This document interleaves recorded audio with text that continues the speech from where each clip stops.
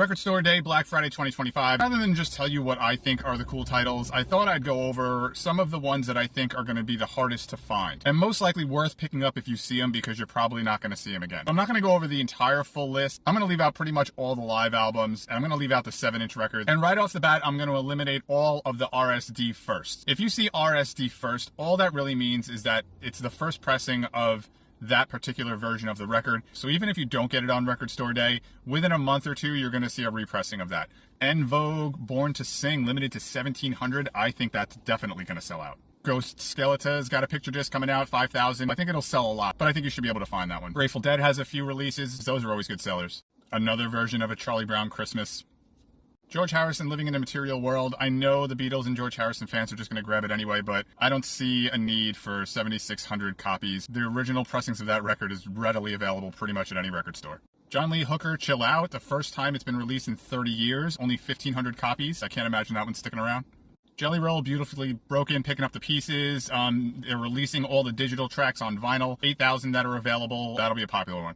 Billy Joel, Live from Long Island. Only 1,500 copies are going to be released. Never before released on vinyl. Good luck finding that. And another live one, even though I said I wasn't going to talk much about live ones, but Elton John with Brandi Carlile. 4,000 copies are going to be available, but I think that one's going to sell out. The Tick original soundtrack, limited to only 2,000. I can't imagine that's going to be an easy one to find.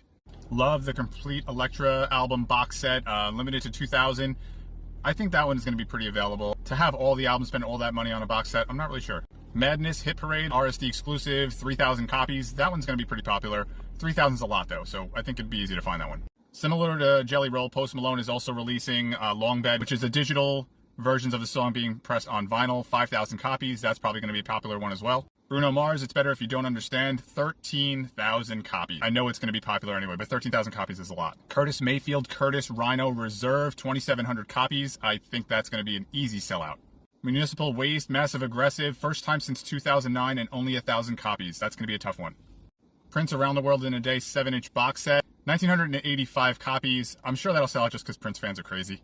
One of the other live albums that I'll probably be interested in is the Ramones live at CBGB's from 1977. I mean, can you get a better time to listen to the Ramones? You get a live session from CBGB's.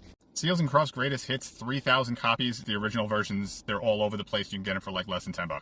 Punk Goes Acoustic, that one looks kind of cool. Only 1,700 copies. That'll probably be a big sell. Rent, the original motion picture soundtrack, 4,500 copies. I'm assuming that's going to be a sellout. And Wicked for Good picture disc, 15,000 copies. That's going to sell out. Ween Shinola looks like a cool one. 6,000 copies kind of surprised me though. I don't know if they'll sell that many. Dwight Yoakam, the first 3 albums of the 90s. That's going to be a tough one to find. Overall, pretty cool list, but I think there's only going to be a handful that are really truly hard to find.